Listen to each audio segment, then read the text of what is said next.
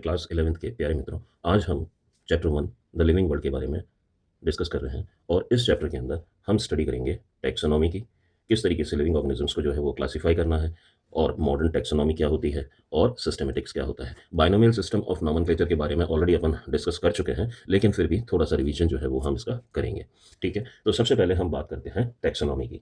जैसा कि अगर आप जानते हैं तो हमारी एनसीईआरटी के हिसाब से जो नोन स्पीसीज़ हैं अवेलेबल, जो कि हम जिसकी जानकारी आज तक हमको है, वो कितनी है 1.7 से लेकर 1.8 मिलियन स्पीसीज़ तक हैं। और ये स्पीसीज़ जो हैं वो लगातार जो है वो ग्रो कर रही हैं, क्योंकि लगातार नए एरिया के अंदर स्पीसीज़ को हम सर्च कर रहे हैं।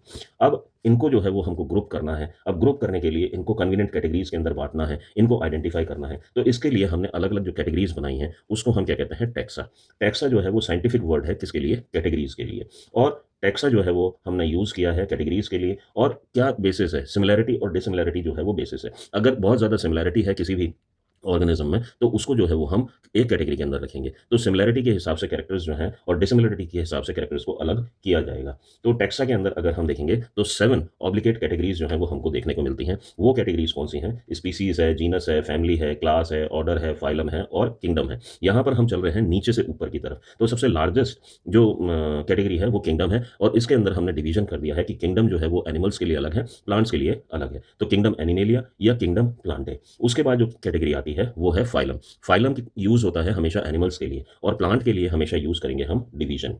सबसे जो लोएस्ट कैटेगरी है वो है स्पीसीज़ की। तो अगर एक बार डेफिनेशन की अगर हम बात करें टैक्सोनॉमी की, तो टैक्सोनॉमी जो है वो एक बेस्ड है, कैटेगरी है जो कि कैरेक्टरिस्टिक से बनी हुई है और सभी लिविंग ऑर्गेनिजम्स को क्लासिफाई करते हैं हम अलग-अलग टैक्सा के अंदर। यानी एव्स के लिए जो पंछी हैं, उड़ने वाले ऑर्गेनिजम्स हैं, उनको अलग कैटेगरीज़ में, पाइसेस जो कि फिशेज़ हैं, उनको अलग कैटेगरी के अंदर, इंसेक्ट्स को अलग कैटेगरीज़ में और मैमल्स को अलग कैटेगरी में। पाइसेस की बात करें तो वो जो है एम्फीबियंस होते हैं, एम्फीबियंस नहीं होते हैं, बेसिकली ये एक्वेटिक ऑर्गेनिजम्स होते हैं और इंसेक्ट्स जो हैं वो अलग कैटेगरी के अंदर बिलोंग करेंगे। तो इस तरीके से 4 कैटेगरी, मतलब ये 4 एग्जांपल्स जो हैं वो मैंने आपको दिए हैं। अगर हम टैक्सोनॉमी की बात करते हैं तो टैक्सोनॉमी के अंदर यानी कैटेगरी का बेसिस क्या है? सबसे पहले तो उसको कैरेक्टराइजेशन करना, यानी कौन-कौन से कैरेक्टर्स जो हैं उसके अंदर पाए जाते हैं और उसके हिसाब से कैरेक्टर्स के हिसाब से आइडेंटिफिकेशन करना और आइडेंटिफाई जब हो गया तो उसको क्लासिफाई करना, अलग-अलग कैटेगरीज़ में बाँटना और फिर उसके बाद नाम देना। तो आपको हमेशा ध्यान रखना पड़ेगा, कई बार शॉर्ट क्वेश्चंस के अंदर भी पूछ लिया जाता है कि 4 स्टेप्स टैक्सोनॉमी के कौन से हैं? तो पहला कौन-सा है? कैरेक्टराइजेशन, दूसरा है आइडेंटिफिकेशन, तीसरा है क्लासिफिकेशन, फोर्थ है नोमेनक्लेचर। ये चीज़ जो है वो आपको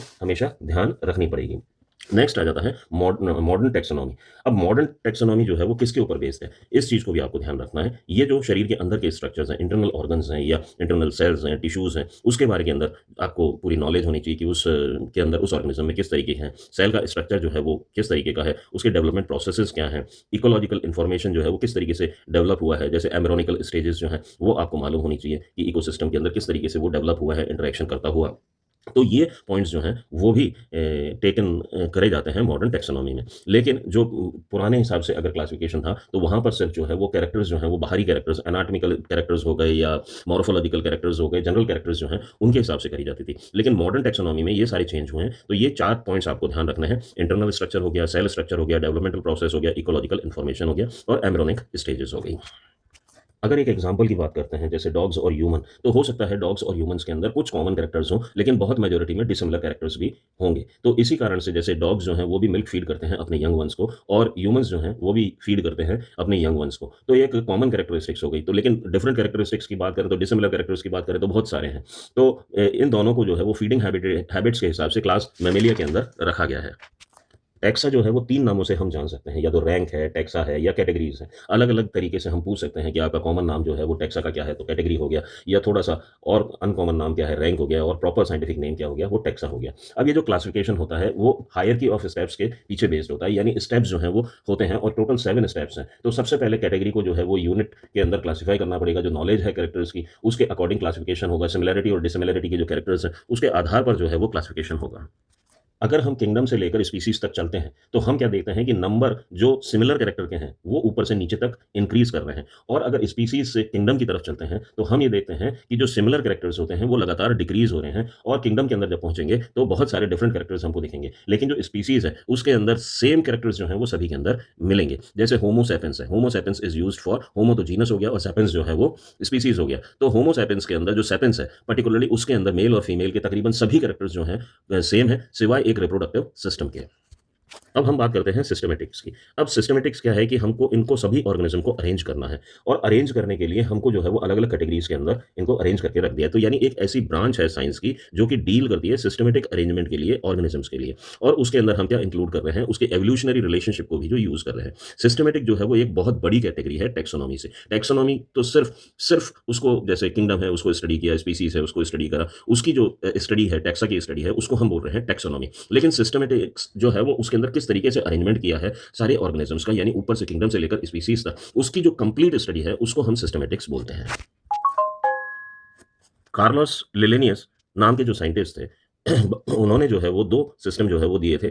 2 पार्ट्स जो हैं वो लैटिन के अंदर दिए थे। एक तो जीनस और स्पीशीज़ के आधार पर उन्होंने नाम जो है वो दिया था नोमेनक्लेचर के लिए। इसको बायनोमियल सिस्टम ऑफ नोमेनक्लेचर कहते हैं। इसके अलावा एक ट्राइनोमियल सिस्टम ऑफ नोमेनक्लेचर भी होता है जिसके अंदर 3 नाम आ जाते हैं। या तो कोई जगह का नाम होता है जिस साइंटिस्ट ने जो चीज़ डिस्कवर करी होती है उसका नाम आ जाता है या जिस लोकेशन से होता है वहाँ पर नाम आ जाता है। तो बायनोमियल सिस्टम में सिर्फ 2 नाम आते हैं और ट्राइनोमियल सिस्टम के अंदर 3 नाम जो है वो आ जाते हैं।